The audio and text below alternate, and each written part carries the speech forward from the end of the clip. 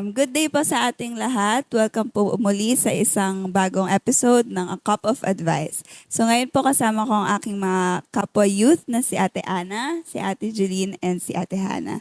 So ngayon po pag-uusapan natin is about obeying and honoring our parents in the Lord.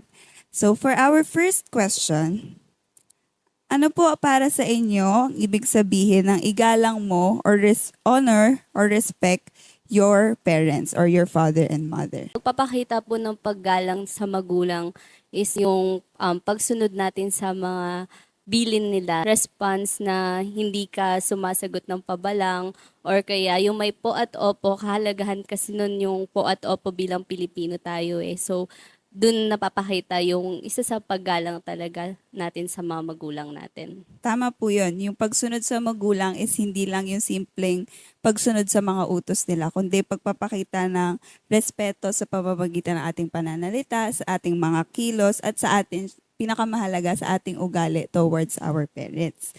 So, for our second question naman po, paano mo naman ipinapakita, personal po ito na question, paano mo napapakita ang paggalang sa iyong magulang sa pang-araw-araw natin na buhay?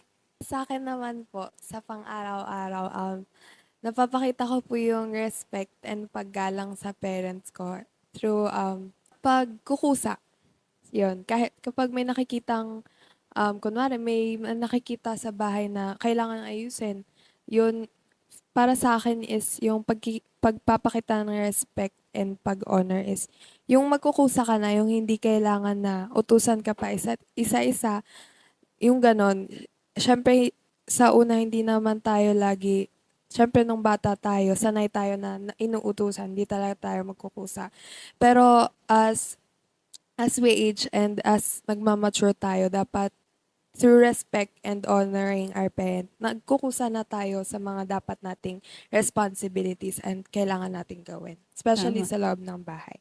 Sa akin po is napapakita ko yung paggalang sa parents ko through action ng pagtulong at saka pagbati sa kanila kapag dumadating. Kasi tayong youth, kasi tayong mga youth, pag once na nagkaka-age tayo, nagkaka-edad tayo talaga, nawawala yung natin. Parang nagkakaroon tayo ng hiya, di ba? Lalo na kapag yung simpleng kiss sa parents, tama. Pero sabi nga nila, dun mo mapapakita yung respect mo sa magulang mo, yung simpleng pagmamano, pag dumadating ka, or kaya pag aalis ka, magpapaalam ka, ganun. Hindi lang yung basta ka na lang dumating or basta ka na lang umalis. So, hindi lang naman natin napapakita yung respect or paggalang sa ating magulang sa pamamagitan ng mga engrandeng bagay. Madalas na ipapakita natin ito or mas na-appreciate pa nga nila sa mga maliliit na bagay. Kagaya nga po nung sinabi nila Ate Ana, yung mga practices, yung pagmamano, opo at opo, yan, yung pagkukusa natin sa gawaing bahay. Kasi syempre, pagod na nga sila sa trabaho nila, sa mga kanya-kanyang mga isipin sa buhay. So, yung mga simpleng pagkukusa natin sa bahay, yung pagyaka, pagmano, pagtatanong din sa kanila kung kamusta yung araw nila is, yan, malaking pagpapakita ng paggalang sa kanila araw-araw. So, para naman po sa pangatlong question natin, ano ang ilang sakripisyo ng inyong mga magulang para sa inyo na minsan hindi natin napapansin? Yung parents natin, di naman talaga sila nagsasabi kung ano yung mga bagay na nararamdaman nila eh, or yung mga bagay na iniisip nila. Kasi, syempre, pag ganun, yung mga parents natin, pinoprotect din nila tayo sa ganong thoughts na hindi na nila kailangan pang i-share sa atin. Kaya kala natin, makikita natin yung parents natin, okay lang sila eh. Pero sa totoo, marami silang dinadala, kumbaga, na hindi natin alam. Kaya kailangan talaga meron tayong malaking pag-unawa at saka pusong mapagpasalamat sa kanila kasi hindi natin alam yung sacrifices nila behind sa pinapakita nila sa atin.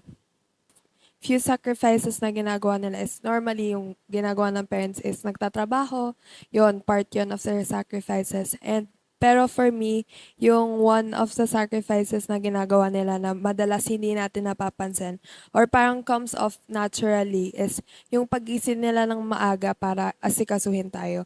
Yun talaga yung nakikita ko, na-observe ko sa parents namin na kasi madalas po kasi kaming tatlo maaga yung pasok. So yung parents talaga namin nagme-make time and effort to wake up early para lang asikasuhin kami. Kasi alam naman po natin, mahirap po talaga gumising ng maaga, lalo na pagpagod and lalo na pag galing ng trabaho sa sa the night before.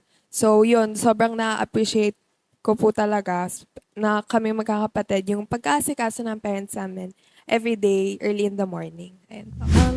Yung nakikita ko naman po is yung pag-intindi ng magulang sa mga anak nila.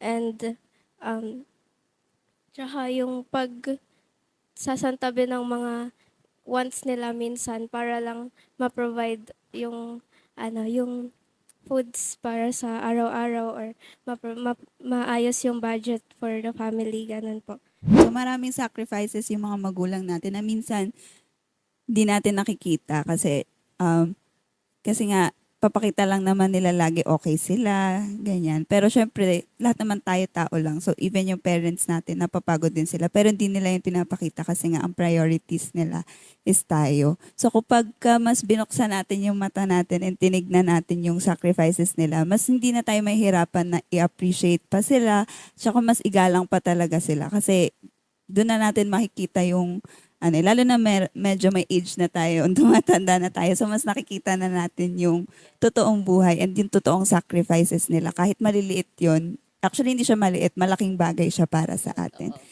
So ayun po, para naman sa ating next question. So kapag naman, for sure, lahat ng mga parents dinidiscipline po tayo. Paano naman po tayo tumutugon kapag pinagsasabihan, dinidisiplina, or kinokorek tayo ng ating mga magulang? Diyan, Ate Joanna, mahirap talaga pag tayo na pagsasabihan or pag dumating talaga na kailangan nating makarinig ng masakit na salita, lalo na galing sa kanila.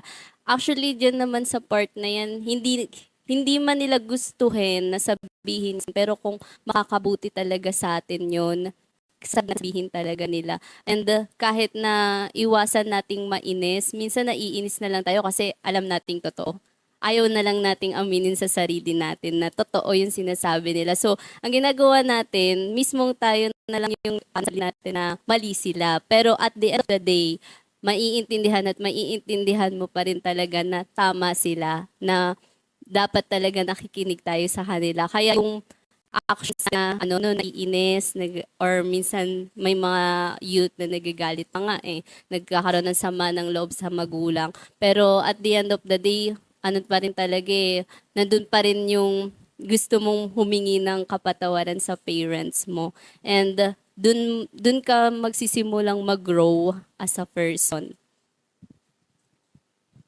Ano po, for me naman, ang initial na reaction talaga normally, syempre magagalit, tas maiirita kasi simpin mo, akala mo, sa paningin mo kasi, akala mo tama yung ginagawa mo. Tapos pag once pinagsabihan ka na, syempre magtataka ka, bakit ako pinagsasabihan? Akala ko naman tama yung ginagawa ko. Pero kasi iba yung point of view nila from us. So, iba yung experiences nila and iba yung experiences natin. So, iba talaga yung understanding ng parents when it comes to their children. And actually, that is one of their way of showing their love and showing that they care for us. Kasi hindi nila tayo hahayaan na hindi na tayo hayaan na mag-make ng decisions na bad para sa atin. Hindi din nila tayo hayaan na gumawa ng rash decisions. Kumbaga, pabigla-bigla tayo. Kasi maaari na yung decision na yun is syempre harmful for us. And then syempre minsan yung decision natin may iba pa palang decision na better for that situation. So ayun.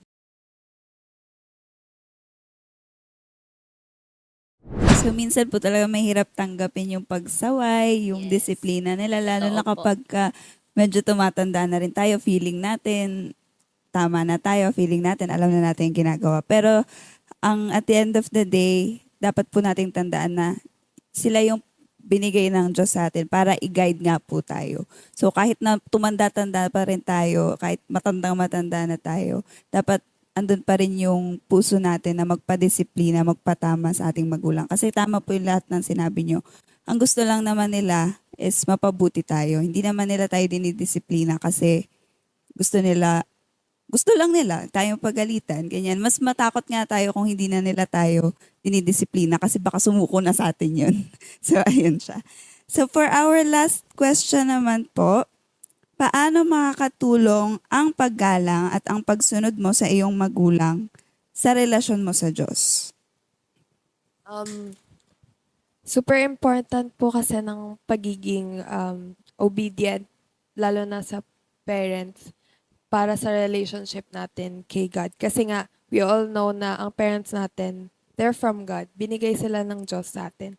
So, it's really important na pahalagahan natin yung parents natin, to respect them, to honor them, and to love them. Kasi they're from God. Gift sila ng Diyos sa atin. So, sa mga napag-usapan natin na pagsunod, pagkukusa, yung pag-embrace ng mga pag-embrace ng mga sinasabi nila sa atin, yung mga pag sinasaway nila tayo, yung mga ganon. Ano yun, part talaga siya ng pagiging parent. So, naturally, responsibility nila yon sa atin. So, kung minsan nasasaktan man tayo, pero minsan kailangan na sabihin siya direkta para maintindihan natin na ay ganun pala yung nagawa ko. Para hindi na pasikot-sikot pa. Ganun kasi yung parents natin eh. So talagang yun yung sobrang important talaga na to respect our parents kasi respecting them means respecting God. Isa sa talagang pagsunod sa magulang na ikinalulugod ng Diyos talaga yung obedience na sinasabi. Kasi kung gusto nating kalugudan, kung gusto nating mapasaya yung Diyos nating Ama, dapat sinusunod natin yung magulang natin. Kasi yung parents natin, sila yung binigay sa atin ni God. Ayun nga, sabi ni Ate Hana, regalo sila mula sa Diyos. Yun yung pinakaunang regalo sa'yo nung sinilang ka sa mundo, yung magulang mo talaga. And pag sinusunod mo sila, the more na nagiging masaya yung Diyos. Kahit na sometimes mahirap na sumunod, lalo na kung tumatanda ka talaga. Kasi nagkakaroon tayo ng sarili nating isip, nagkakaroon tayo ng sarili nating decision in life. Pero the more kasi na siguro the more na nilalapit natin yung sarili natin sa Diyos, the more na mas nauunawaan natin yung parents natin. Kasi wala namang magulang na gugustuhin na mapasama yung anak niya. Lalo na yung Diyos Ama na nasa taas. Kung ikaw gusto kanyang mapabuti, ganun din yung nafe-feel ng parents natin. Yung paggalang at pagsunod natin sa ating parents, ano kasi siya, utos siya ng Diyos. So sa pag-obey pa lang sa paggalang pa lang natin, pag-obey natin sa parents natin, nati-take off agad natin yung utos ng Diyos na i-obey sila, i-respeto sila. So doon pa lang, nalulugod na si Lord, lumalalim na yung relationship natin sa Kanya. Tsaka nauunawaan natin yung utos niya. Kasi kung sinusunod natin yung utos ni Lord, ibig sabihin, nauunawaan natin yung sinasabi ng Kanyang mga salita. Kasi hindi mo naman susundin yung isang bagay kung di mo siya nauunawaan. So, sa gantong paraan din, natututo tayo na maging mapagkumbaba kasi 'di ba kapag kino-correct tayo, dinidisiplina tayo, natututo tayong maging masunurin, natututo tayong magkaroon ng puso na magpatama sa pamamagitan ng pagsunod sa ating mga magulang. And yung mga character traits na yun is yung mga character na gusto ng Diyos na meron tayo, na nanggaling sa Kanya, mga mabubuting character. So, ayun po, thank you so much po sa pakikinig. Thank you sa pag-share ng inyong mga thoughts.